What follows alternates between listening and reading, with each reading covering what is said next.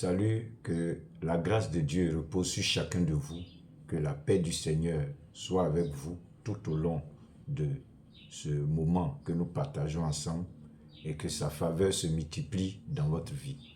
Ce matin, nous allons parler nous allons voir le chapitre 2 concernant notre étude pour nous préparer à grandir dans la foi. Et le sujet que nous allons aborder pour le chapitre 2, c'est Dieu. Ce qu'il faut comprendre, c'est que nous avons un Dieu qui est trop grand. Donc, Dieu est trop grand pour que nous puissions le comprendre. Dieu est trop grand pour que nous puissions le comprendre. Il n'a pas de commencement, il n'a pas de fin. Donc, nous avons un Dieu qui est infiniment grand. Il n'y a pas d'endroit où sa présence ne peut être ressentie. Et aussi, la Bible pose la question suivante. Quand nous lisons Job chapitre 11, le verset 7, il est dit « Prétends-tu sonder les pensées de Dieu, parvenir à la connaissance parfaite du Tout-Puissant » Dans Job chapitre 11, le verset 7, « Prétends-tu sonder les pensées de Dieu, parvenir à la connaissance parfaite du Tout-Puissant » Voilà une question qui nous est posée. Donc, Dieu vit dans le ciel et il règne sur la terre entière.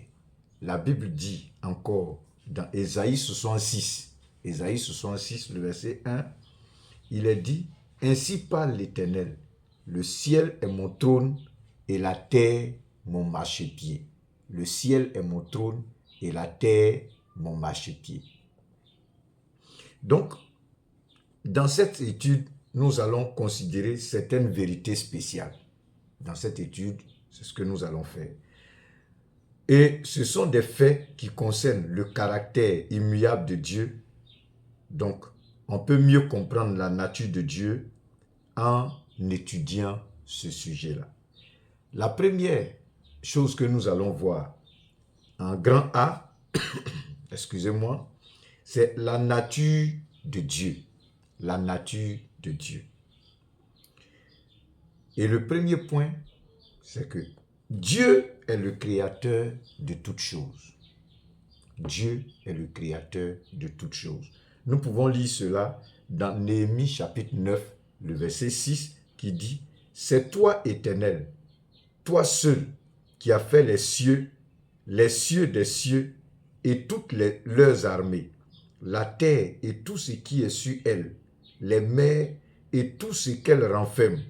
Tu donnes la vie à toutes ces choses et l'armée des cieux se prosterne devant toi. » Néhémie chapitre 9, le verset 6. Et aussi quand nous prenons le psaume 139, verset 13, il est dit « C'est toi qui as formé mes reins, qui m'as tissé dans le sein de ma mère. » C'est toi qui as formé mes reins, qui m'a tissé dans le sein de ma mère. La deuxième chose qu'il faut savoir, c'est que Dieu est tout puissant. Nous sommes en train de voir la nature de Dieu. Premièrement, nous avons dit que Dieu est le créateur de toutes choses. Et deuxièmement, nous voyons que Dieu est tout puissant. Dieu est tout puissant. Omnipotent. Dieu est tout puissant. Quand nous prenons Romains chapitre 9, le verset 19 à 21, nous pouvons lire « Car qui est-ce qui résiste à sa volonté, ô homme? Toi plutôt, qui es-tu pour contester avec Dieu? Le vase d'argile dira-t-il à celui qui l'a formé, pourquoi m'as-tu fait ainsi? » Voilà. Et aussi, quand nous prenons 1 Chronique 29, verset 11, il est écrit « À toi, Éternel, la grandeur, la force et la magnificence, l'éternité et la gloire, car tout ce qui est au ciel et sur la terre t'appartient. À toi, Éternel, le règne, car tu t'élèves souverainement au-dessus de tout. » Donc, nous comprenons ici que nous avons un Dieu qui est au-dessus de tout. Et aussi, quand nous lisons Éphésiens 3, le verset 20, il est écrit « Or, à celui qui peut faire par la puissance qui agit en nous infiniment au-delà de tout ce que nous demandons ou pensons. Donc Dieu fait au-delà de tout ce que nous demandons ou pensons. Il est au-dessus de tout. Il est trop grand. Et ça, il faut le savoir. Ensuite, le troisième point, Dieu connaît toutes choses. Dieu connaît toutes choses. Il est omniscient. Il connaît toutes choses. Nous pouvons lire cela dans Hébreux chapitre 4, le verset 13.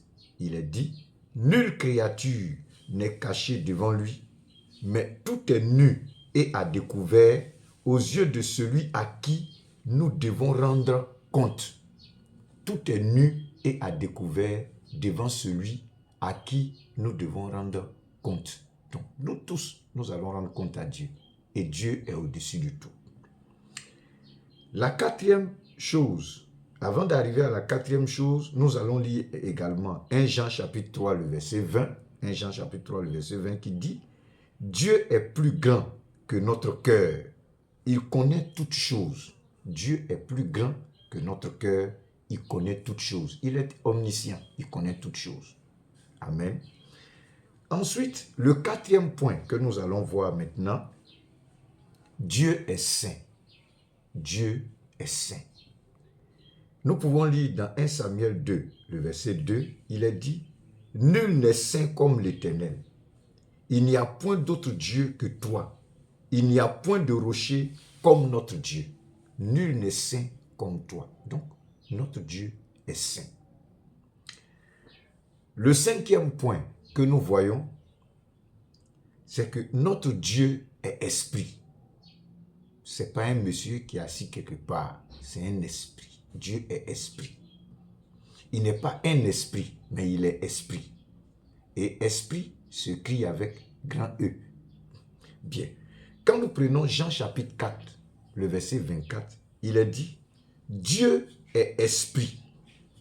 Et il faut que ceux qui l'adorent en esprit et en vérité. » Dieu est esprit et il faut que ceux qui l'adorent en esprit et en vérité. Le sixième point que nous voyons dans la nature de Dieu, c'est que Dieu est une personne que vous pouvez connaître.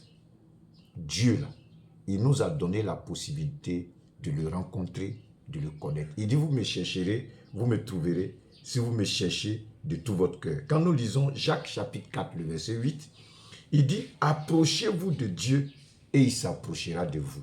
Approchez-vous de Dieu et il s'approchera de vous. Donc, lorsque quelqu'un commence à chercher Dieu, il le rencontre. Et aussi, dans le psaume 145, verset 18, il est écrit, l'Éternel est près de tous ceux qui l'invoquent, de tous ceux qui l'invoquent avec sincérité.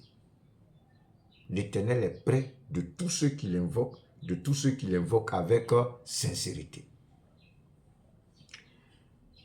Ensuite, le septième point dans la nature de Dieu, c'est que Dieu est un Père compatissant. Dieu est un Père compatissant. Nous pouvons lire cela dans 1 Jean chapitre 3, le verset 1. 1 Jean chapitre 3, le verset 1, il est dit, voyez quel amour le Père nous a témoigné pour que nous soyons appelés enfants de Dieu. Et nous le sommes. Et nous le sommes. Amen. Nous le sommes. Le deuxième grand point que nous voyons, on a vu la nature de Dieu. Nous allons voir le deuxième point, dans grand B, Dieu est trop grand pour vivre dans des temples. Dieu est trop grand pour vivre dans les temples. Et ça, c'est merveilleux. Vous allez me demander, mais on va à l'église, pourquoi? Ce qu'il faut savoir, c'est que notre Dieu est trop grand pour vivre dans les temples.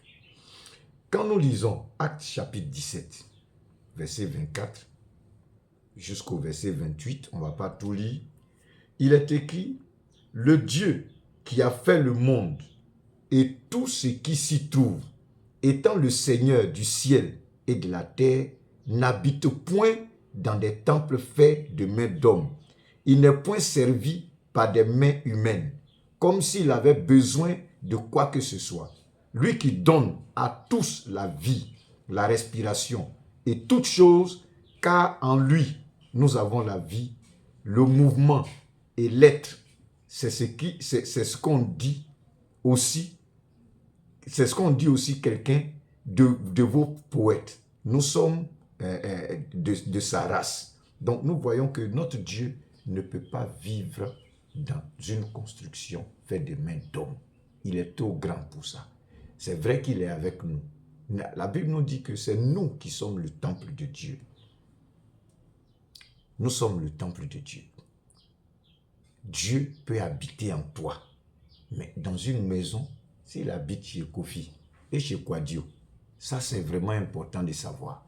Donc le Seigneur est trop grand pour habiter dans un temple. Le troisième grand point, grand C que nous voyons, c'est que nous sommes premièrement créés par Dieu. Nous ne sommes pas le fruit d'une évolution quelque part. Nous ne sommes pas le produit d'une évolution. Nous sommes créés par Dieu. Dieu nous a créés. Et ce qu'il faut savoir, nous allons lire cela dans Psaume 139, versets 14 à 16. Il est dit, « Je te loue de ce que je suis une créature si merveilleuse. Tes œuvres sont admirables et mon âme le reconnaît bien. Mon corps n'était point caché devant toi lorsque j'ai été fait dans un lieu secret, tissé dans les profondeurs de la terre.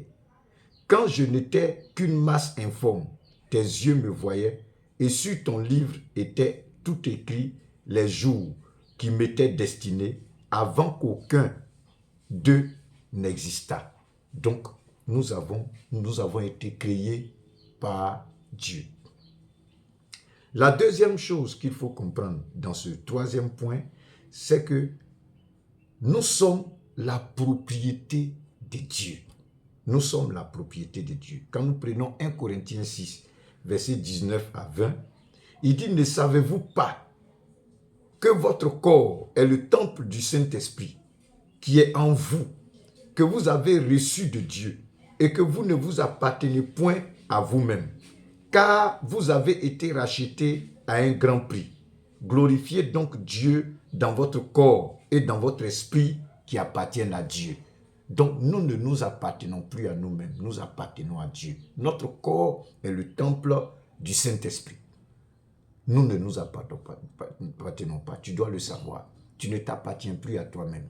Dès l'instant où tu reconnais que tu es un créateur, ce Dieu-là, il prend le contrôle de ta vie, tu ne t'appartiens plus à toi-même. Et ça, il faut le reconnaître. Et il faut vivre pour le Seigneur.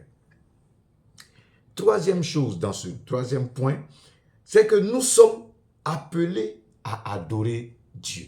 Nous sommes appelés à adorer Dieu. Et nous lisons Apocalypse 4, verset 11, qui dit, « Tu es digne, notre Seigneur et notre Dieu, de recevoir la gloire et l'honneur et la puissance, car tu as créé toutes choses, et c'est par ta volonté qu'elles existent et qu'elles ont été créées. » Voici, c'est très important. Voilà. Toutes choses créées par la volonté de Dieu. Et donc, Dieu est digne d'être glorifié. Nous allons voir finalement une chose.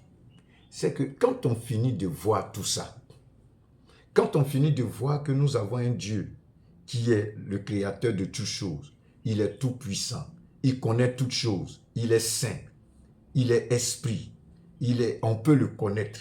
Et ensuite, il est un Père compatissant. Et nous voyons que nous avons été créés par Dieu, nous sommes la propriété de Dieu, nous sommes appelés à adorer Dieu. Quand nous voyons tout ça, il est important de prendre une importante décision.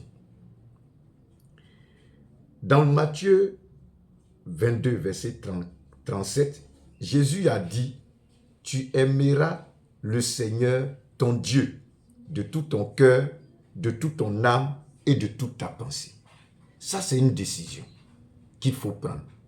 Jésus l'a dit, il nous oriente. Donc, c'est que chacun doit pouvoir prendre cette décision. Quelle est la décision que toi tu prends? Il dit, tu aimeras l'Éternel ton Dieu de tout ton cœur, de toute ton âme, de toute ta force, de toute ta pensée. Toi, tu prends quelle décision en fonction de ça? Donc, il est important de savoir quelle est la décision que nous prenons. Quand nous lisons aussi Josué chapitre 24, le verset 15, Josué, à un moment donné, a demandé au peuple de prendre une décision. C'est pourquoi il dit, choisissez aujourd'hui qui vous voulez servir. Ou les dieux que servaient vos pères au-delà du fleuve, ou les dieux des Amoréens dans le pays desquels vous habitez. Moi et ma maison, nous servirons l'Éternel. Josué a lancé un appel. Il dit, faites votre choix. Vous avez vu un Dieu qui a fendu la mer Rouge. Il vous a délivré de la main des Égyptiens, qu'il a frappé en tuant tous les premiers-nés. Et vous êtes venus ici. Le Seigneur nous a conduits, il nous a nourris, il s'est occupé de nous.